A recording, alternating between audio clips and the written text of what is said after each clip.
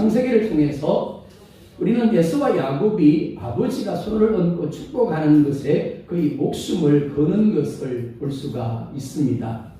야곱이 에서인 것처럼 꾸밉니다. 그리고 아버지 이삭에게로 나아갑니다. 그리고 아버지의 속여서 축복 기도를 받습니다. 그리고 야곱이 나가자마자가 에서가 들어와서 소리질러 울면서 자기에게도 축복 기도를 해달라고 간청을 합니다. 도대체 축복 기도가 무엇이기에 이렇게 반응하는 걸까요? 그 이유는 단순히 아버지의 축복 기도가 아니라 하나님으로부터 오는 예언적 말씀으로 믿었기 때문입니다. 그래서 에서는 이미 자신의 축복이 야곱에게로 넘어간 것을 알고 슬피 울면서 아버지 이삭에게 자기도 축복해 달라고 소리를 쳤던 것입니다. 마태복음 9장 29절을 보면 주님이 맹인들을 만지시면서 이렇게 말씀을 합니다. 너희 믿음대로 되라. 어떻게 해요? 너희 믿음대로 되라 라고 말씀을 합니다. 그러자 그들의 눈이 밝아졌습니다. 또한 마태복음 21장 21절에 보면 이렇게 말씀을 합니다. 같이 볼까요? 시작. 예수께서 대답하여 이르시되 내가 진실로 너희에게 이르노니 만일 너희가 믿음이 있고 의심하지 아니하면 이 무화과 나무에게 된 이런 일만 할 뿐 아니라 이 산들어 들려 바다에 던져지라 할 것도 될 것이요. 뭐가 있고요? 믿음이 있고 라고 말씀을 하죠. 믿음이 있으면 무화과 나무에게 된 이런 일만 아니라 이 산들어 들려 바다에 던져지라 하여도 그렇게 될 것이다 라고 말씀을 합니다. 아브라함을 향하여 복이 될 것이다 라고 말씀하셨습니다. 옛날 성경 기억 한글 성경에서는 복의 근원이 될 것이다 라고 말씀했죠. 그 복은 단지 아브라함 한 사람에게만이 아니라 믿음으로 하나님 안에 거하게 되는 모든 이들이 동일하게 복이 되는 삶을 살게 될 것을 말씀하는 겁니다. 마찬가지로 성경에서 나타난 모든 이들의 삶은 표본적인 삶이다 라고 할 수 있습니다. 우리도 그들처럼 함으로 우리도 그와 같은 축복의 삶을, 형통의 삶을 살게 될 것을 말씀하는 겁니다. 그렇기 때문에 오늘 우리에게 정말 필요한 것이 있다라면 하나님의 말씀을 절대적으로 신뢰하는 믿음이라고 할 수 있겠습니다. 주시는 말씀을 믿음으로 취하게 되면 성경을 통해서 보여지는 그들의 삶을 이 시대에 동일하게 우리도 누리게 되어지는 겁니다. 하나님의 역사를 누리게 되는 거죠. 오늘 본문은 야곱이 요셉의 분량대로 축복하는 말씀입니다. 먼저 22절에 이렇게 말씀을 합니다. 함께 볼까요? 시작. 요셉은 무성한 가지 곧 샘 곁에 무성한 가지라 그 가지가 담을 넘었도다. 자, 이를 공동 번역 성경으로 한번 볼까요? 시작.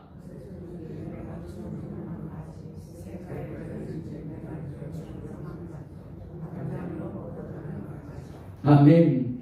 예, 요셉은 열매가 주렁주렁한 가지, 샘가에 늘어진 열매가 주렁주렁한 가지, 담장 넘어 뻗어가는 가지라라고 말씀을 합니다. 자, 야곱은 요셉을 뭘로요? 가지로 비유하고 있습니다. 그것도 세 가지 가지로 비유하고 있습니다. 첫째는 열매가 주렁주렁한 가지입니다. 둘째는 샘가에 뿌리를 둔 가지이고, 세 번째는 가지가 담장을 넘은 가지라고 말하고 있습니다. 이 땅을 살아가는 인생은 모두 가지와 같습니다. 특별히 유실수 가지입니다. 사람들은 누구나 할 것 없이 자신의 삶이 그 열매가 풍성한 삶이기를 원합니다. 하지만 많은 열매를 맺는 가지도 있지만 그렇지 않은 가지도 있습니다. 그런데 요셉은 열매가 많은 정도가 아니라 주렁주렁한 가지라고 말씀을 합니다. 여러분들도 그렇게 되기를 원합니다. 그런데 먼저 우리가 짚고 넘어가야 할 것이 있습니다. 왜 나무라고 이야기하지 않고 가지라고 말씀하는 걸까요?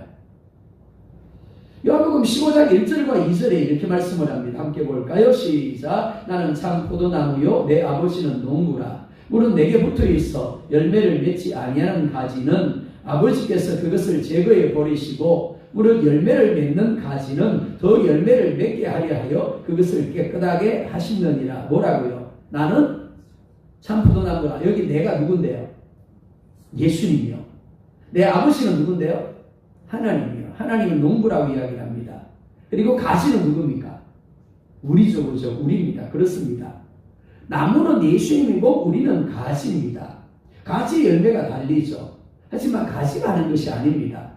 나무에 붙어 있음으로 인하여 나무가 가지에 열매를 맺게 하는 겁니다. 가지가 감나무에 붙어 있습니다. 무슨 열매가 맺힐까요? 잘 아시네요. 자, 가지가 배나무에 달려 있습니다. 뭐가 맺힐까요? 그렇죠. 혹시 고민 안 되시죠? 예, 혹시 배나무에 달려 있으면 무슨 열매가 맺히지? 아마 이런 건 하나도 없을 겁니다. 그렇죠? 자연스럽게 배, 그렇죠? 사과나무에 가지가 달려 있으면 사과가 열리는 겁니다. 그건 당연한 거예요. 그죠? 가지가 중요한 게 아닙니다. 어떤 나무에 붙어 있느냐가 중요한 거죠. 뿐만이 아닙니다. 나무에 붙어 있을지라도 그 나무와 어떤 관계를 누리는 정도에 따라 열매 맺힘이 달라지게 됩니다. 같은 나무에 붙어 있는데 관계가 신통찮아요. 별로 안 친해, 나무하고. 그래서 나무가 받으라고 그러는데 안 받아 하고 신경을 부리면서 안 받는단 말이에요. 그럼 어떻게 될까요? 열매 못 맺는 것이 뭐. 다른 가지들은 주렁주렁 맺히는데. 우리도 그렇다라는 겁니다. 우리 역시 가지입니다. 그러니까 어떤 나무에 붙어 있느냐에 따라서 우리가 맺는 열매도 달라지게 되는 거죠. 요셉도 마찬가지입니다. 요셉이 잘난 게 아닙니다. 나무이신 예수님께 붙어 있고 예수님과의 관계를 통해서 예수님이 어떤 가지가 되느냐가 그의 열매가 결정되어지는 겁니다. 요셉은 열매가 주렁주렁한 가지입니다. 이때는 여러분들이 아멘 하셔도 되는 겁니다. 이는 그가 영적으로, 물적으로, 그리고 인적으로 축복의 삶을 살게 됨을 말씀하는 것이다 라고 할 수 있습니다. 요한 3서에서는 이를 이렇게 이야기합니다. 사랑하는 자여, 내 영혼이 잘된 같이 내가 범사가 잘되고 강건하기를 내가 간구하노라. 이를 소천하신 조영기 목사님은 삼각자복이라고 그랬죠. 특별히 담장 넘어 뻗어가는 가지라고 말씀을 합니다. 여기 담장은 두 가지 의미로 해석할 수 있습니다. 하나는 자신과 가족들만이 아니라 다른 가정, 다른 가문, 그리고 수많은 사람들에게 축복을 흘려보내게 되는 것을 가리키는 것으로 이해할 수 있습니다. 실제로 요셉으로 인하여 애굽 전 국민은 물리고 야곱의 가족과 애굽 주변에 수많은 사람들이 기근 가운데서 살림을 잊게 되었음을 볼 수가 있습니다. 두 번째로 그의 축복이 가로막는 장애물을 뛰어넘어 뻗어나가는 것으로 이해할 수 있습니다. 그가 가진 가정적인 환경이나 학별, 신분의 장애 등이 그의 담벼락이었습니다. 하지만 요셉은 자신이 가진 가정적인 환경이나 자신이 가진 모든 조건들에 제한받지 않았습니다. 매이지 않았어요. 노예라는 신분도 죄수라는 신분도 그를 붙들어 두지 못했습니다. 하나님이 그에게 주신 꿈과 비전은, 하나님이 그에게 주신 믿음은 그로 하여금 그 모든 것들을 뛰어넘게 만들었습니다. 사랑하는 여러분, 하나님은 우리가 복의 사람이 되게 하기를 원하십니다. 그것도 나 혼자만이 아니라 우리의 가정과 우리의 가문과 더 나아가 주변 이웃과 나라와 열방에 대하여 하나님의 복을 흘려보내는 존재가 되게 하기를 원하십니다. 여기서 크게 아멘 하세요. 고개 끄덕이면서 자꾸 아멘 하지 말고, 고개 안 끄덕여도 돼요. 제발 그렇게는 아멘 하지 마세요.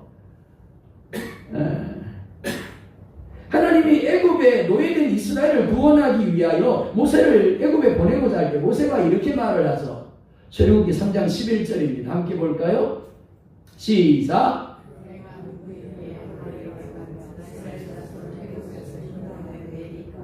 이렇게 말합니다. 내가 누구이기에? 모세는 하나님이 자신을 바로에게 보내서 이스라엘 백성들을 인도하여 내겠다라고 할 때 자신이 처한 환경을 바라봅니다. 자신이 가진 조건들을, 자격들을 바라봅니다. 그리고 이렇게 말합니다. 나는 자격이 안 되는 것 같은데요. 나는 쓸만한 자가 아닌 것 같습니다. 보낼 만한 자가 아닌 것 같아요. 보낼 만한 자를 보내십시오. 사실 이것이 오늘 그리스도인들의 모습입니다.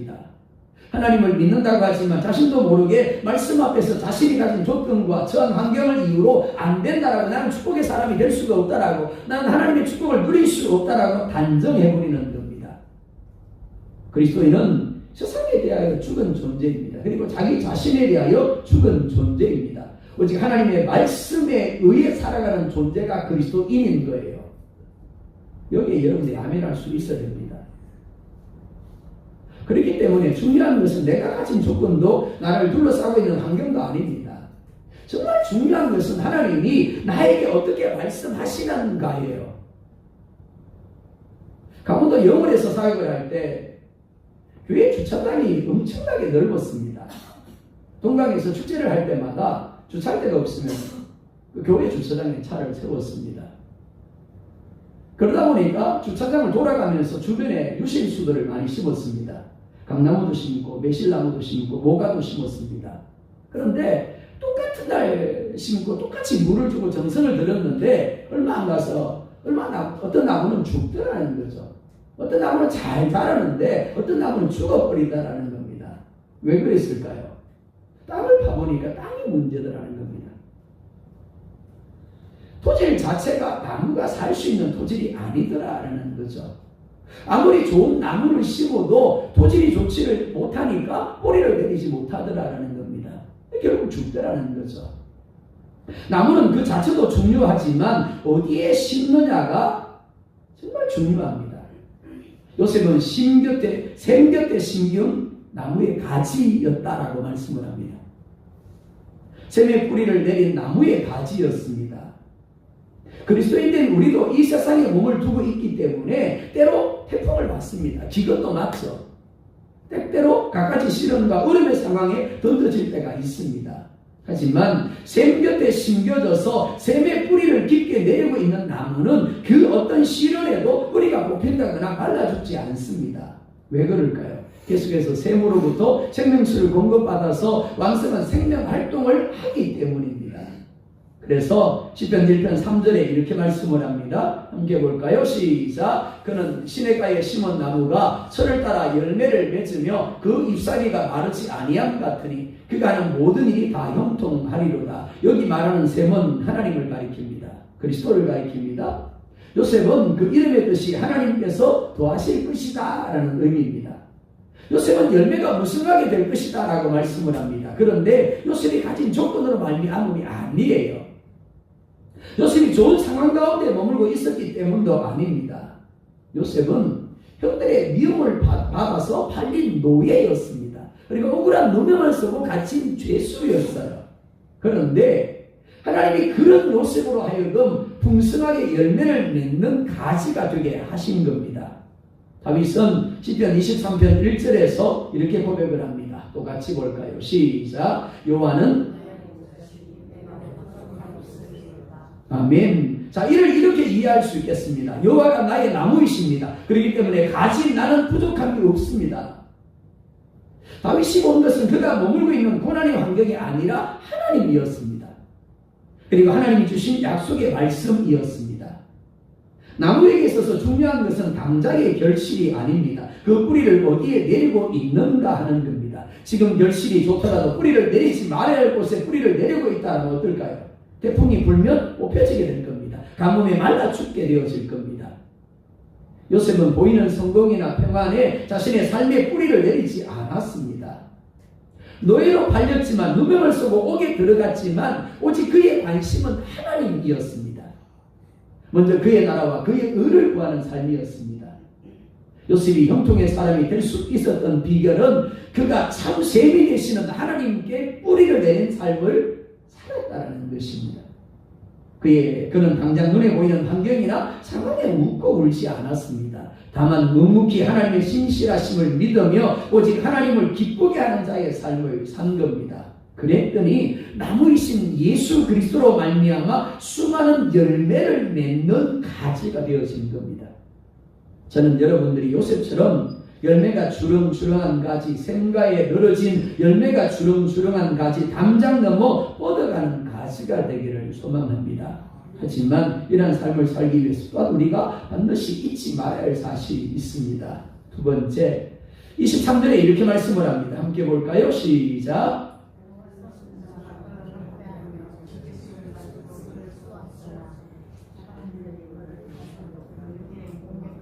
뭐 한 번에 다 읽어버리시려고요. 어차피 읽을 거니까 한 번에 다 읽어버리시려고 그러네. 자, 개혁개정으로 우리가 가지고 있는 성경으로 보면 이렇습니다. 활 쏘는 자가 그를 학대하며 적개심을 가지고 그를 쏘았으나 반면에 쉬운 성경은 어떻다고요? 시작. 아멘. 자, 우리가 가지고 있는 현재 성경으로는 활 쏘는 자가라고 되어 있죠. 단수로 되어 있습니다. 그죠? 근데 원문은 단수가 아닙니다. 복수예요. 할 수는 사람들입니다. 수많은 사람들이 요셉을 향하여 활을 쐈습니다. 그를 학대했습니다. 여기 활은 요셉이 겪었던 갖가지 시험과 고난을 가리킵니다. 노예로 팔렸죠. 감옥에 갇혔습니다. 보디발의 아내로부터 유혹을 받은 모든 것을 가리킵니다. 앞서 이야기한 것처럼 믿음의 사람들도 이 땅에 몸을 담고 살아가기 때문에 갖가지 시련과 어려움의 자리에 던져질 때가 있습니다. 하지만 요셉은 자신에게 불어닥친 이 시련의 광풍을 믿음으로 이겨냈습니다. 17이라는 어린 나이에도 불구하고 그는 결코 자신이 처한 상황이나 환경에 대하여 부정적으로 반응하지 아니하였고 불평하거나 원망하지 않았습니다. 오히려 그는 묵묵히 자신에게 주어진 환경에서 최선을 다하며 하나님의 주권을 인정하는 삶을 살았습니다. 그런데 이게 끝이 아니었습니다. 시련을 겨우 통과했더니 이제 유혹이 요셉을 기다리고 있었습니다. 어느 날 보디발의 아내가 요셉을 부릅니다. 그리고는 눈을 깜빡하는 겁니다. 자, 어땠을까요? 사람이 느끼는 감정 중에서 외로움과 두려움이 가장 강한 감정이라고 합니다. 외로움 때문에 자살한대요. 여러분들은 그런 외로움 못 느껴보셨죠? 이런 외로움이 우울감을 불러옵니다. 그리고 극단적인 선택을 하게 하는 겁니다. 두려움은 어떻겠습니까? 요셉은 17살의 나이에 노예가 되었습니다. 그것도 혼자 그곳에 던져졌어요. 더욱이 17살이라는 나이였기 때문에 이성적으로 가장 민감한 때였습니다. 그러니까 보디발의 아내의 유혹은 정말 물리치기 힘든 유혹이었을 겁니다. 사람에게는 누구에게나 시련이 힘들고 어려움의 시간도 주어지지만 이렇게 달콤하게 다가오는 유혹의 시간도 주어집니다. 이성의 유혹, 명예의 유혹, 물질에 대한 유혹, 인정받고자 하는 유혹, 자존감의 유혹, 그리고 쉬고 싶은 유혹. 수많은 유혹들을 통해서 사단은 우리를 넘어뜨리려고 합니다. 요셉이 아무리 총무의 자리에 올랐다고 할지라도 여전히 그는 노예의 신분입니다. 그러니까 보디발의 아내가 요구하는 대로 해야만 하는 그런 입장인 겁니다. 그러니까 보디발의 아내의 유혹을 거절하게 되면 자기 자신에게 어떤 결과가 오게 될 것인가를 요셉은 너무나 잘 알고 있었을 겁니다. 총무의 자리를 빼앗기겠죠. 결국 드러난 결과처럼 옥에 갇히게 되어질 겁니다. 자신의 생명까지 잃을 수 있는 겁니다. 창세기 39장 11절 12절에 이렇게 말씀을 합니다. 함께 봅니다. 시작. 그럴 때 요셉이 그의 일을 하러 그 집에 들어갔더니 그 집 사람들은 하나도 거기에 없었더라. 여인이 그의 옷을 잡고 이르되 나와 동침하자. 그러나 요셉이 자기의 옷을 그 여인의 손에 버려두고 밖으로 나가매. 자, 사단이 주는 유혹이 언제 온다고 말씀하고 있습니까? 이렇게 말씀하죠. 요셉이 그의 일을 하러 그 집에 들어갔더니. 이 말은 사단이 주는 시험이 때가 있는 것이 아님을 말씀하는 거예요. 특별히 그 집 사람들은 하나도 거기에 없었더라 라고 말씀을 합니다. 모세가 애굽인을 쳐 죽일 때가 언제였는지 기억나십니까? 애굽인이 자기 동족들을 유대인들을 괴롭히는 것을 봅니다. 그리고 어떻게 했다고요? 주변을 살펴보니까 아무도 없더라. 그리고요 쳐 죽였죠. 그리고 묻어버렸어요. 그렇습니다. 우리가 보이지 아니하는 하나님의 존재를 의식하지 못하는 순간이 바로 유혹이 우리에게 주어지는 때임을 말씀하고 있는 겁니다. 하나님 눈에 보이지 않기 때문에, 아무도 없기 때문에 우리가 일상의 삶에서 어느 순간 하나님의 존재를 잊어버릴 때, 그때가 유혹의 순간이라는 겁니다. 한순간에 당장의 편안함이나 유익을 위하여 하나님보다 사람 중심적인, 그리고 자기 중심적인 선택과 판단을 하게 된다라는 겁니다. 그런데 요셉은 하나님이 눈에 보이지 않았는데, 무엇보다 아무도 없었는데도 불구하고 하나님이 자기 앞에 서 계심을 인정했습니다. 그래서 순간의 유혹에 넘어가지 않고 스스로 옥으로 들어가는 것을 선택했습니다. 즉 사람 보디발의 아내에게 인정을 받는 쪽이 아니라 하나님께 인정받는 쪽을 택하였더라라는 겁니다. 그래서 결단코 하나님 앞에서 범죄할 수 없다라고 말을 합니다. 그가 이렇게 고백할 수 있었던 이유가 무엇일까요? 그들은 자기 존재 인식이 있었기 때문입니다. 자기 배를 위하고 육신의 것을 위하여 죽을 것을 알면서도 절제하지 못하는 돼지와 같지 않은 하나님의 특별한 목적을 위하여 지음받은 존재임을 인식했기 때문입니다. 우리는 우연의 산물이 아닙니다. 우리는 하나님의 특별한 목적을 위하여 지음받은 존재입니다. 그렇기 때문에 당장의 육신적인 필요가 채워지고 조금 더 나은 환경에 거하는 것에 기뻐하기보다 나를 통하여 하나님의 뜻이 이루어지고 하나님의 영광이 나타나는 삶을 추구할 수 있어야 하는 거예요. 그래서 요셉은 당장의 편안함보다는 현재 모든 것을 잃어버릴지라도 감옥에 갇힐지라도 그 길을 선택한 겁니다. 그게 믿음이에요. 그게 그리스도인인 겁니다. 자기 할 거 다 하면서 이렇게 이야기합니다. 나는 하나님 믿습니다. 나는 오늘이라도 천국에 들어갈 줄 믿습니다. 그게 무슨 믿음이에요? 그건 믿음이 아닌 겁니다. 하나님이 그런 요셉에게 어떻게 보응하십니까? 24절에 이렇게 말씀을 합니다. 함께 볼까요? 시작. 요셉의 팔은 도리어 굳세며 그의 팔은 힘이 있으니 이는 야곱의 전능자 이스라엘의 반석인 목자의 손을 힘입음이라. 요셉의 팔이 굳세며 팔은 힘이 있다라고 말씀을 합니다. 그리고 이스라엘의 반석인 목자 하나님의 손을 힘입음이다 라고 말씀을 합니다. 하나님은 당신을 신뢰하고 의뢰하는 자를 결단코 실망시키지 않습니다. 요셉이 겨우 쌓은 모든 것을 잃어버리고 갇힌 감옥은 그를 절망의 자리로 이끌어가는 장소인 것처럼 보이는 것이 사실입니다. 믿는 사람들이, 안 믿는 사람들이 그랬을 겁니다. 아이고 저봐 하나님 살아계시다 그러더니 하나님 믿는다 그러더니 저 꼴이 뭐야? 저게 무슨 하나님이 살아계신 증거야? 하나님이 살아계시다면 어떻게 저럴 수 있어? 실패처럼 보였습니다. 사단에 이긴 것처럼 보였습니다. 예수님도 마찬가지입니다. 예수님이 대적들에게 잡힙니다. 십자가를 지셨습니다. 그리고 못 박히셨죠. 그리고 죽게 되셨습니다. 누가 그 예수님이 성공했다고 이야기할까요? 그 누가 예수님을 가리켜서 이기셨네 라고 이야기할 수 있을까요? 실패한 모습입니다. 사단이 이긴 것 같은 모습이죠. 그런데 예수님은 십자가를 통하여 우리의 죄값을 지불하심으로 오히려 우리를 구원하셨습니다. 즉 죽으신 그것이 성공이었다라는 거죠. 그것이 하나님 아버지의 뜻을 이룬 것이었다라는 겁니다. 그렇게 하셨기 때문에 우리를 구원하셨다라는 거죠. 그렇게 함으로 말미암아 사단의 머리를 깨뜨리셨습니다. 그리고 다시 부활하심으로 우리에게 주실 부활의 첫 열매가 되셨습니다. 요셉도 마찬가지입니다. 요셉이 갇힌 감옥은 우리가 보기에는 실패의 자리입니다. 하지만 오히려 요셉을 바로에게 연결시켜주는, 바로에게 직통으로 가게 하는 터널이었습니다. 그곳에 술 맡은 관원장과 떡 맡은 관원장이 들어와 있었던 것은 결국 우연이 아닙니다. 하나님이 그렇게 역사하신 겁니다. 그러나 요셉이 보디발의 아내의 말을 따랐다면 어떨까요? 하나님, 눈에 안 보이는 하나님보다 눈에 보이는 보디발의 아내를 두려워하고 그에게 인정받고자 했다면 어떨까요? 그 목에 들어가지 않았을 겁니다. 그리고 술 맡은 관원장을 만나지 못했겠죠? 그리고 바로 앞에 서지도 못했을 겁니다. 그리고 총리도 되지 않았을 겁니다.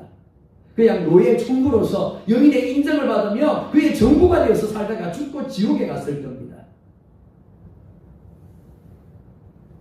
하지만 고난의 길일지라도 눈에 보이는 사람이 아니라 눈에 보이지 않은 하나님을 의식하며 하나님을 기쁘시게 하고자 하고 말씀에 순종하는 길을 그는 선택하였습니다. 그 결과 옥에 갇혔습니다. 실패하는 것처럼 보였습니다. 하지만 그의 꿈을 이루기 위하여 하나님이 한 발짝 더 나아가게 하는, 하나님이 만나야 할 사람을 예비해 주신 장소였다라는 겁니다. 우리도 마찬가지입니다. 주일 오전 예배 때 우리가 말씀을 통해 살펴본 것처럼 우리가 믿음으로 순종하면 그때 하나님 우리 한 걸음을 더 나가게 만드세요. 또 하나님 말씀 주시고 또 한 걸음 나가게 하시고 또 말씀을 주시고 또 한 걸음 나가게 하시고 그렇게 하나님이 계속해서 우리 걸음에 인도하시고 역사하시는 겁니다. 그러나 우리가 믿음으로 반응하지 않는다면 하나님도 그냥 계실 수밖에 없는 거예요. 돌을 옮겨 놓으라? 근데 마누라가 뭐라 그래요? 아우 나흘이 됐습니다. 냄새가 납니다. 그러니까 열지 마세요. 만약 열지 않았다면 그 오빠는 계속해서 죽음 가운데 머무를 수밖에 없는 겁니다. 그런데 믿어지지 않는 겁니다. 이해가 되지 않아요. 왜 그런 말씀을 하시는지. 그런데 문을 열었더니 어떻게 되었다고? 돌을 옮겨놓았더니 어떻게 되었다고? 예수님이 나오너라 명령하시고 죽어있던 나사로가 살아나오게 되어진 겁니다. 우리도 마찬가지입니다. 믿음으로 하나님을 의식하며 그 길이 실패의 길처럼 그 길이 고난의 길인 것처럼 보일지라도 하나님을 향하여 순종의 한 걸음을 뒤집게 될 때 그때 하나님이 우리를 하나님의 가신 은혜의 자리로 축복의 자리로 이끌어 가시는 겁니다. 25절 26절 볼까요? 시작. 내 아버지 하나님께로 말미암나니 그가 너를 도우실 것이요 정능자로 말미암나니 그가 내게 복을 주실 것이라. 위로 하늘의 복과 아래의 기쁜 샘의 복과 젖먹이는 복과 배의 복이 이르로다. 내 아버지의 축복이 내 선조의 축복보다 나아서 영원한 산이 한없음같이 이 축복이 요셉의 머리로 돌아오며 그 형제 중 뛰어난 자의 정수리로 돌아오리로다. 아멘. 내 아버지 하나님께로 말미암나니 라고 말씀을 합니다.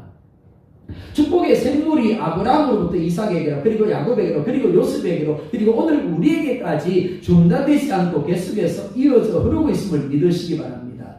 하지만 누구나 그 축복의 물을 마실 수 있는 건 아닙니다.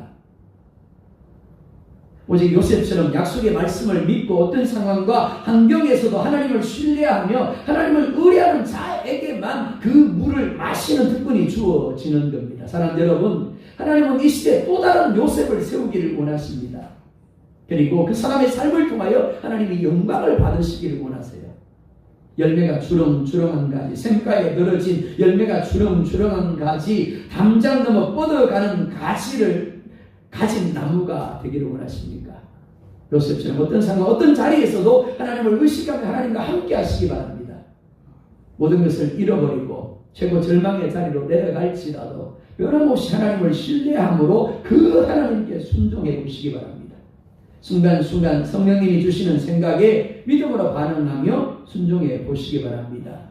하나님이 나의 조건, 나의 환경을 뛰어넘은 나와 우리 가정과 가문과 지역과 민족과 열방을 잘되게 하시는 형통을 누리게 하실 것입니다. 그냥 교회만 왔다 갔다 하지 마시기 바랍니다. 마치 앵무새처럼 하나님께 대하여 믿는다는 말만 반복하지 마시기 바랍니다.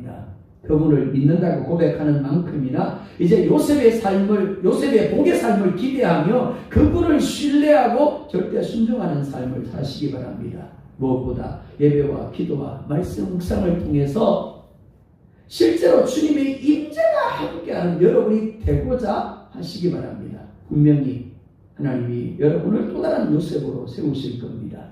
이와 같은 삶의 주인공이 될 수 있기를 예수님의 이름으로 축복합니다.